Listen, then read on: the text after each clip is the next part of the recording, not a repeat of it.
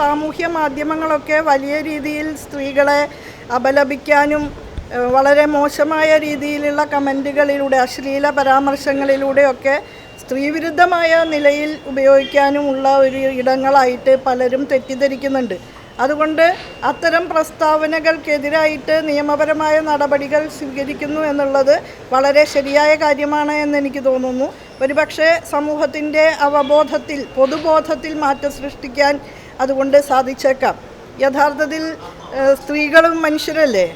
അപ്പോൾ സ്ത്രീകളാണ് എന്ന ഒറ്റ കാരണം കൊണ്ട് അവരെ വളരെ അശ്ലീലമായിട്ട് ചിത്രീകരിക്കുകയും ബോഡി ഷേമിങ് നടത്തുകയും നിരന്തരം ചീത്ത വിളിക്കുകയും ഒക്കെ ചെയ്യുന്നത് ഇത് ഹണി റോസിൻ്റെ കാര്യത്തിൽ മാത്രമല്ല, സാമൂഹ്യ മാധ്യമങ്ങൾ എന്ന പൊതു ഇടം പരിശോധിച്ചാൽ നമുക്ക് വളരെ ക്ലിയറായിട്ട് കാണാൻ സാധിക്കും.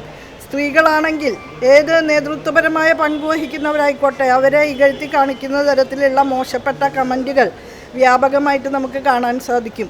അത് നമ്മുടെ മലയാളിയുടെ ഒരു സാംസ്കാരിക ദാരിദ്ര്യം കൂടി പ്രകടമാക്കുന്നു എന്നാണ് എനിക്ക് തോന്നുന്നത്. തീർച്ചയായും അതിൽ തിരുത്തൽ വരുത്തേണ്ടതുണ്ട്. അപ്പോൾ അത് നല്ല നിലയ്ക്കുള്ള ഒരു മാറ്റമാകട്ടെ സൃഷ്ടിക്കപ്പെടുന്നത് എന്നാണ് അതുമായി ബന്ധപ്പെട്ട് പറയാനുള്ളത്.